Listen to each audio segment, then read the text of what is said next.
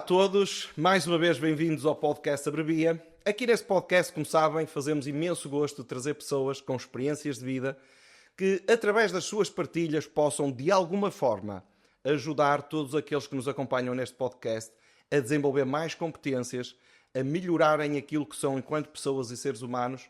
Espero que gostem de mais um episódio. Hoje temos aqui uma pessoa muito especial, temos a Francisca Cateto. A Francisca Cateto é uma maratonista, vamos começar pela parte do desporto, é uma empreendedora, é uma pessoa muito ligada também ao marketing e ao desenvolvimento e crescimento pessoal.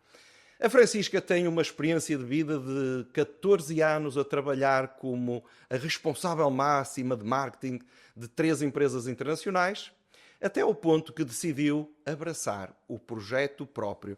Juntamente com o Tiago, que dentro em breve a gente vai falar mais no Tiago, não vai ser hoje, mas dentro em breve vamos falar no Tiago, nomeadamente no Riaga Group, uma empresa da área industrial, mas que a determinada altura, quer o Tiago, quer a Francisca, mas agora é com a Francisca que estamos a falar, decidiram enverdar por uma vertente um pouco diferente. Vamos ficar a conhecer hoje um pouco mais quem é a Francisca e as partilhas que ela tem para fazer connosco. Francisca, muito obrigado pelo convite e bem-vinda ao Abrevia. Obrigada eu pelo convite, Samuel. Muito bem, Francisca. Então, conta-nos lá um bocadinho. Como é que é esta história de passar de uma realidade de vida, de trabalhar para 3 grandes multinacionais, enquanto responsável máxima do marketing e decidis enverdar por um projeto próprio na área industrial? Como é que foi esta história? Então, não só eu abracei a parte empresarial, da administração e da empresa, como abracei o Tiago. E nós temos sempre que ter uma ligação muito forte, a nível pessoal e a nível profissional. Muito bem que eu fiz tudo by the book ao longo de todos estes anos, tive imensos desafios, ultrapassei tudo felizmente, licenciaturas, essas coisas todas que nós fazemos na universidade. Dediquei-me muito ao trabalho, 100% a trabalhar mesmo muito, mas nunca era um trabalho tão inteligente como se nós trabalhássemos de forma empreendedora. Até que o amor apareceu. E nós decidimos juntar essas sinergias e tanto eu como o Tiago abrimos uma empresa industrial, porque sempre, todo o nosso percurso profissional foi sempre da área da indústria. Então abrimos a Riaga Group. Começou inicialmente com prestação de serviços, mas agora fazemos barreiras de segurança modulares, tipo Lego. E é isso que está a valorizar muito mais a nossa empresa enquanto ser conhecida a nível nacional. Excelente. Parabéns, parabéns. Vamos dizer, é uma história de amor empresarial também. Sim, Também é com uma componente empresarial. É notável, já vos dei os parabéns e reforço aqui em público. Então, temos uma empresa na área industrial, mas alguma coisa aconteceu aqui pelo caminho. E eu penso que podes-nos falar um pouco sobre como é que a liderança impacta nisto tudo. Como é que vocês começaram a olhar para a liderança? Como é que tu, agora em particular, começaste a olhar para a liderança e o impacto que isto teve no vosso projeto? Então, nós no mundo, Samuel, temos 2 leis naturais que nós nos devemos sempre reger, que é desenvolvermos-nos e servirmos. Sempre que nós nos desenvolvemos, devemos nos desenvolver para os outros. E chegou a uma altura em que nós estávamos a fazer um bom trabalho internamente, ou seja, com o nosso cliente interno, mas o cliente externo não estava a sentir o nosso desenvolvimento através do nosso propósito. Então nós decidimos inclusivamente lançar um 3º modelo de negócio dentro da nossa estrutura. E isto nasce porquê? Porque a nossa liderança interna é realmente uma liderança meritocrática, uma liderança que funciona através do que nós chamamos as nossas diretrizes estratégicas, que toda a gente conhece, mas que ninguém sabe, a não ser quando vai ao website da própria empresa. Falamos de missão, falamos de visão e falamos de valores. E são essas 3 diretrizes estratégicas que nós incutimos todos os dias nos nossos colaboradores, na nossa liderança, e que por isso decidimos criar esse tal 3º modelo de negócio muito direcionado para o desenvolvimento empresarial, mas também pessoal. Excelente. Olha, e falando agora de liderança, que aspectos é que tu identificas que podem, de certa forma, serem negativos ou tóxicos e destruir uma equipa e, depois, por oposição, que aspectos é que tu identificas que são determinantes para uma liderança saudável, uma liderança que potencia o crescimento, a capacitação e o desenvolvimento das pessoas? Ok, então para aligerarmos isto, Samuel, eu diria dois grandes exemplos destrutivos. aquele do bombeiro que apaga o fogo, ou seja, o empresário que vai a tudo, que vai a todos, que uma impressora está avariada, não há problema, o empresário vai resolver, falta papel, o empresário vai resolver.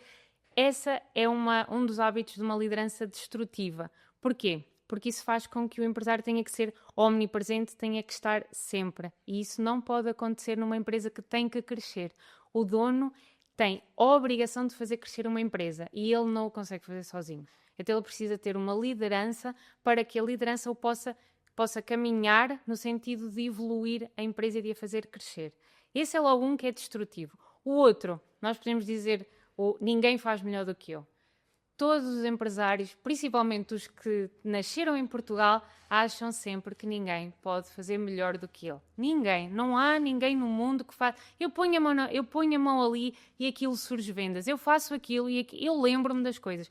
Não funciona. Funciona a curto prazo. E uma empresa não é feita de um exército de uma pessoa, mas é feita de o que nós chamamos uma pirâmide entre a parte estratégica, a parte tática e a parte operacional, em que começa o crescimento na parte estratégica, é onde tem que estar o dono.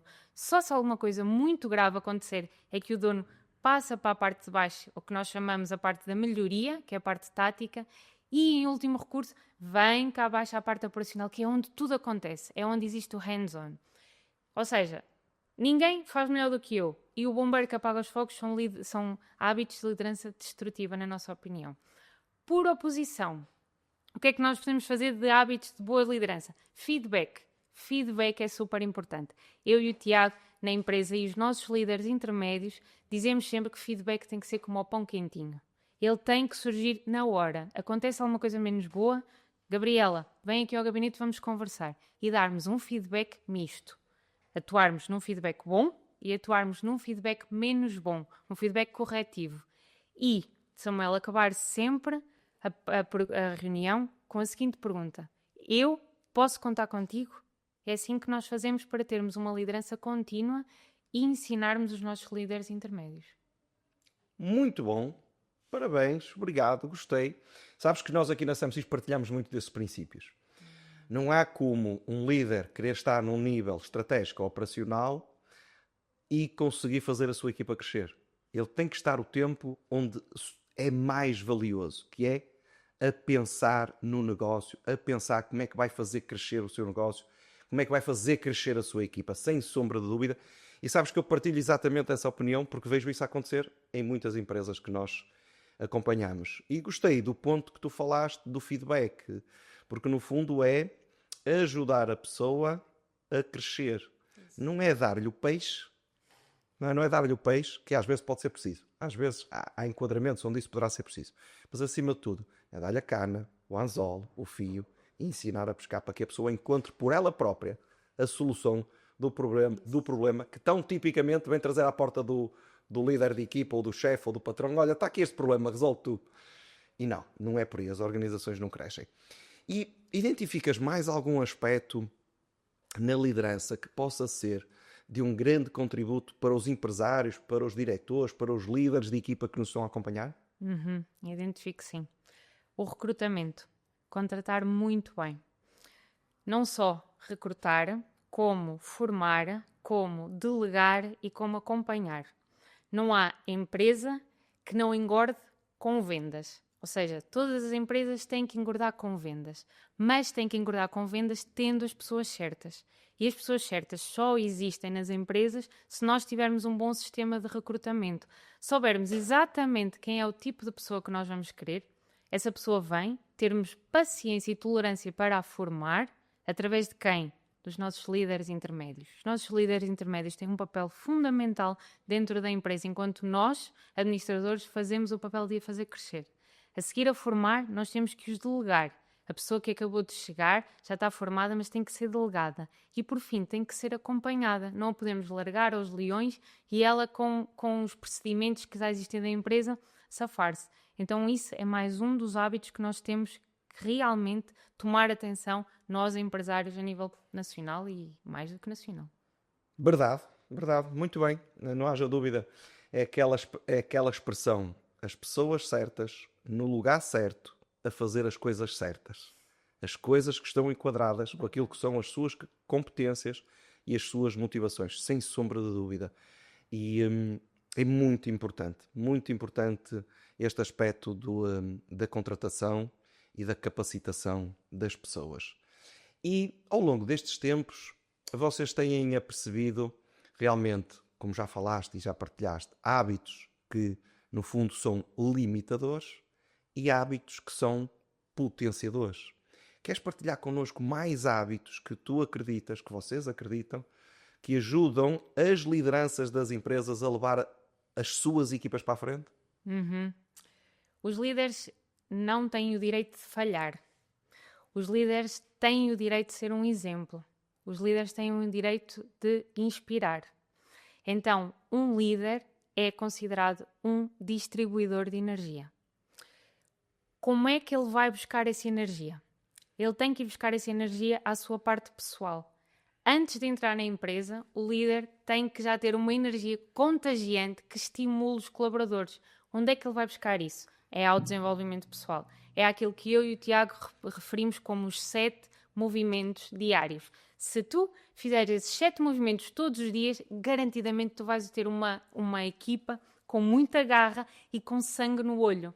Que 7 movimentos são esses? Muito simples, que toda a gente deve fazer. Hidratar-se, beber água, alimentar-se bem, dormir bem, ter tempo de família, desenvolver-se, fazer exercício físico e servir.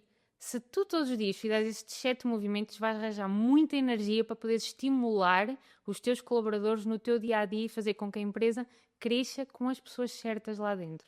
Por isso nós acreditamos que esta parte do desenvolvimento pessoal, destes hábitos que passam por estas 7 atividades diárias, são fundamentais para podermos ser um líder inspirador.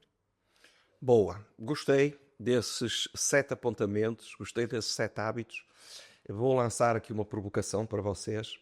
Adicionem aí espiritualidade. A relação de espiritualidade que cada um de nós deve de trabalhar e precisa de trabalhar. É só uma sugestão, mas gostei imenso. E lanço-te agora com uma outra questão, que é: eu quero acreditar de certa forma que, se não for os 7, eu vou dizer aí uns 5, uns 6 desses hábitos, são hábitos que são quase como que do conhecimento geral. Quase, vou assumir, há sempre as exceções, como é lógico. A questão que eu coloco é, sendo esses hábitos algo quase que direto do estilo, pá, isto é básico, isto será tipo quase o mínimo, porquê é que será que tantas pessoas, mesmo tendo consciência de que são coisas boas, não é? O hidratar, ter uma alimentação saudável, dormir o número de horas suficiente, ter qualidade de sono, fazer desporto, dar o tempo desejado à família, ter no fundo tempo de vida de qualidade com a família. Não é estar com a família agarrada ao telemóvel. Ou estás com a família, ou estás com a esposa, ou estás com os filhos e estás-lhes a dar a devida atenção. Mas vamos dizer assim, muitos, não vou dizer todos, muitos seres humanos percebem que isso é bom. Porquê que será que alguns nem sequer praticam? O que é que achas que poderá estar por trás disso? Não custa, não dói, provavelmente nunca perderam ninguém perto deles com algum problema de saúde, porque acham sempre que a vida acontece e as coisas não andam na mesma para a frente, porque não há disciplina, porque não querem ser a sua melhor versão, porque preferem passar os 5 dias a trabalhar das 8 às 5 e chegar sexta-feira ao fim do dia e ir tomar uma cerveja com um colega, porque não custa. E realmente o que nós temos que pensar é que nós só temos uma vida, nós não somos gatos, nós somos seres humanos. Nós temos uma vida e nós temos que agarrar nessa vida como se não existisse mais vida nenhuma. Essa vida, sim, é que nos vai levar a ser a nossa melhor versão e nós temos que cuidar dela. Se nós não cuidarmos dela, comermos fast food, dormirmos poucas horas, fazermos noitadas mesmo em relação ao trabalho, e isso vai penalizar-nos aos nossos 50, 60 anos. E nós queremos todos os dias ser hoje menos bons em relação ao dia da manhã. Então, para nós é pensarmos, nós queremos ser a nossa melhor versão de todos os dias. E as pessoas têm que pensar isso todos os dias quando acordam e não carregar no snooze, mas não, levantar da cama, logo. Boa. É aquela famosa questão, pode ser só 0,1% melhor, Não me interessa. mas multiplicado por 365 dias faz uma diferença gigante. Tocaste aí num ponto que eu também me revejo muito e acredito que pode ser um dos aspectos que mais impacta no facto de não fazermos aquilo que nós sabemos que temos que fazer.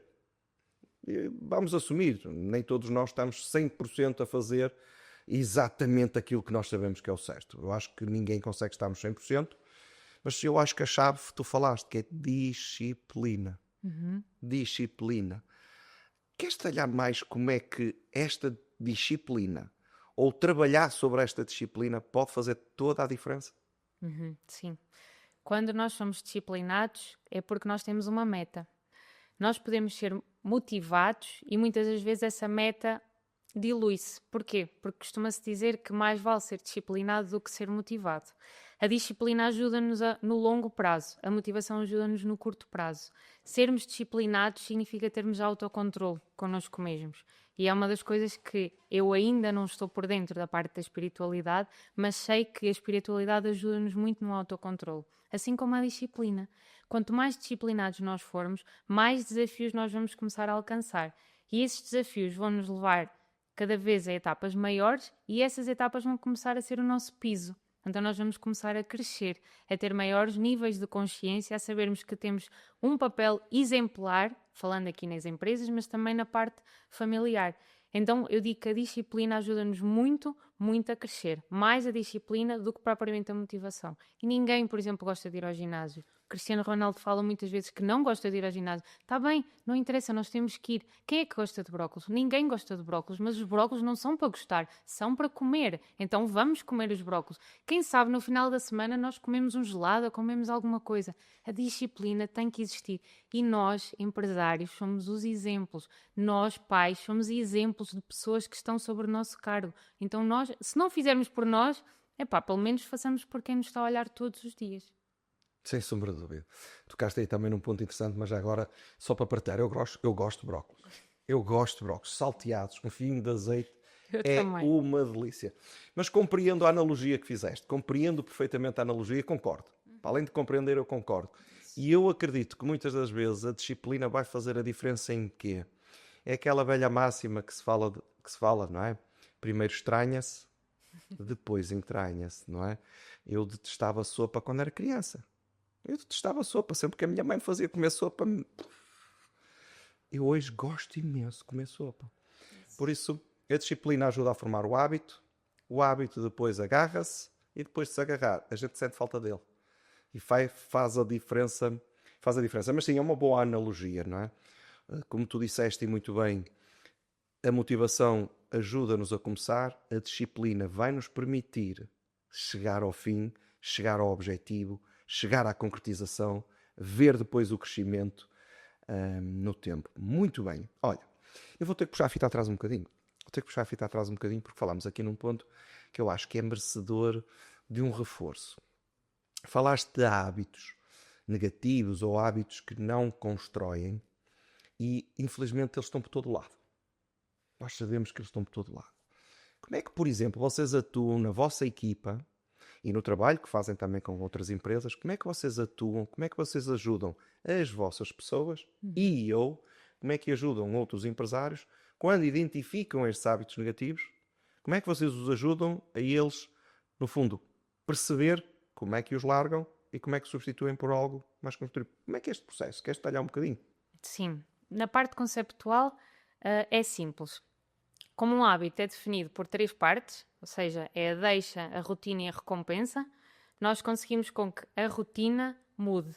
Então, se, de uma parte pessoal, se eu tenho o hábito de ver Netflix, é aqui que eu vou atrair a minha maior atenção. Então, eu vou mudar o Netflix por dormir. Se aqui, na rotina, esse hábito, é agora falando num contexto profissional, se eu sou averso à mudança, é exatamente aqui que nós temos que agir enquanto líderes. Então, se um colaborador depara-se com uma tarefa, ou um líder depara-se com uma tarefa e que não está confortável a fazer, o que é que nós temos que fazer? Além da parte da delegação, nós temos que acompanhar muito mais. O facto de nós acompanharmos vai fazer com que o colaborador que está numa nova tarefa sinta confiança. Ao sentir essa confiança, vai conseguir entregar muito mais e melhor comparativamente com a altura em que estava mais desconfortável. Então, o acompanhamento para nós é fundamental. Depois é o feedback constante. Não é preciso marcar reuniões para dar um feedback. É preciso dar-lhe de forma, como nós dizemos, o pão quentinho. Atingir e dizer, aconteceu isto, até dar um feedback quantitativo. Olha, na minha opinião, o teu trabalho merece um 8. O que é que o colaborador que agora está talhado para dizer, diz-nos. Então, e para chegar ao 10, o que é que eu tenho que fazer? E um líder vai e diz, do 8 ao 10 só precisavas ter feito A, B e C. Então, falamos em acompanhamento e falamos em feedback, pão quentinho. Boa, excelente, parabéns. Realmente um feedback que não é só generalista, mas que é específico, aumenta a probabilidade da pessoa querer continuar a evoluir, querer continuar à procura do 10, à procura constante. Muito bem, parabéns. Olha, falaste há instantes de um ponto que me ficou aqui retido e eu deixei para agora para abordar, que é o servir. Eu também acredito muito, eu acredito e vivo. Eu acredito e vivo muito que realmente um dos principais papéis do líder é servir. Mas queres detalhar tu? Eu não quero falar, obviamente, tu é que és a convidada. Queres-nos explicar melhor o que é isto do servir enquanto funções de liderança na prática? Quero sim. Sempre que nós nos desenvolvemos, nós temos que aplicar esse conhecimento. Quando nós aplicamos o conhecimento, ele vira sabedoria. E nós não podemos ter essa sabedoria só para nós. Nós temos que o partilhar. É aí que entra o serviço. Era um desserviço eu e mesmo o Tiago nos desenvolvermos, tirarmos aquelas formações todas, termos uma empresa com colaboradores felizes e nós não fazermos o serviço de mostrar aos nossos outros empresários como é que eles simples e fácil podem fazer o mesmo com as outras organizações. E aí entra o nosso terceiro modelo de negócio, que é o serviço. É nós, antes disso, capacitarmos a nossa liderança intermédia para que eles possam ser muito idênticos àquilo que nós somos enquanto líderes e depois ensinar aos outros empresários como é que eles podem ter uma empresa em que eles só têm que estar focados em crescimento, porque eles vão ter pessoas certas como líderes intermédios e a parte dos operacionais a trabalharem para funcionar e a melhorar a empresa. Então, para nós o serviço é extremamente importante e é o fim de linha depois de nós nos desenvolvermos. E nós vamos estar sempre em constante desenvolvimento, por isso nós também vamos estar sempre em constante serviço. Excelente, excelente mesmo. Estamos a falar aqui de um servir extremamente direcionado no conhecimento, na formação, na partilha de experiências, num feedback, pãozinho quentinho com manteiga, ou não, ou sem manteiga. Boa, excelente. Lembras-te mais algum aspecto em como esse serviço que os líderes devem de exercer possa ser aplicado?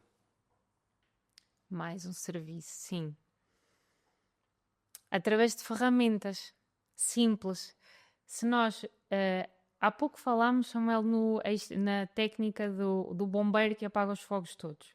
Se o empresário aplicar a técnica, uma técnica que nós chamamos que é o extintor e a pá, normalmente o empresário o que é que faz? Agarra no extintor e resolve o problema. Aquilo que eu tenho que fazer é aplicar uma ferramenta que se chama os 5 porquês. E é escavar. Então e porquê que tu fizeste isso? Escava mais um bocadinho. Ok, então muito bem. E o que é que te levou a fazer isso? Escava mais um bocadinho. Escava mais um bocadinho. Chega ao quinto porquê e ele tem exatamente a solução, o colaborador tem exatamente a solução para poder ultrapassar esse desafio. Isto tem muito que ver também com o serviço que nós líderes fazemos dentro das empresas. Isso, no fundo, o empowerment das pessoas. Sim. Não é dar-lhes, como falava há bocado, o peixe, mas é sim ajudá-las por elas próprias a descobrirem as respostas a esses 5 porquês para eles ajudar a ganharem autonomia.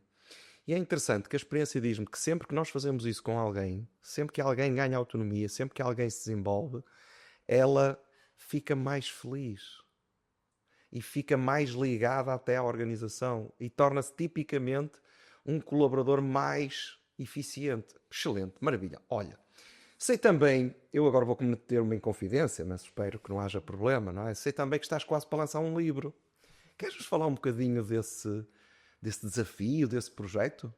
O livro é com o Tiago, como em tudo na vida. Nós somos sócios na vida e somos sócios nos negócios. E em tudo aquilo que nós nos metemos em conjunto. E esse livro será lançado comigo e com o Tiago, muito provavelmente no final do ano, início do ano seguinte, e tem muito que ver com o conceito de ser o livro que nós sempre quisemos ler.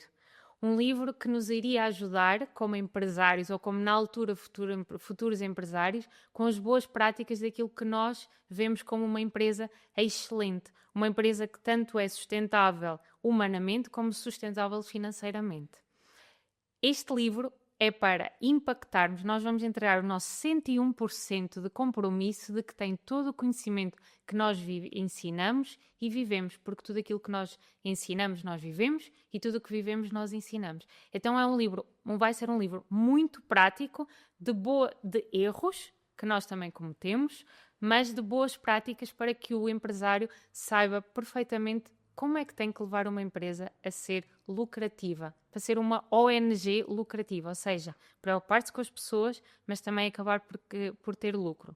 Porquê, Samuel? O lucro é um ponto difícil, mas que nós o colocamos de forma mais clara na nossa empresa. Nós identificamos que se a empresa tem lucro, é para que os nossos colaboradores estejam mais perto de concretizar os seus sonhos. E isso faz parte também de uma das partes do nosso livro que vamos lançar muito brevemente. Excelente, olha, muitos parabéns. Começo por dar os parabéns por ver esta vossa dinâmica que não é muito comum. 2 jovens empreendedores, 2 jovens empresários que não partilham só uma vida de casal, partilham também uma vida de empreendedorismo, uma vida de ser responsáveis e líderes de equipa e uma vida que também faz gosto, que faz questão, que se esforça para partilhar com outros o que aprendeu e aquilo que já experienciou, já vivenciou e que pode contribuir para outros. Olha, parabéns. Acredito que o vosso livro vai ser de certo um sucesso, assim como têm tido sucesso nos vossos projetos empresariais.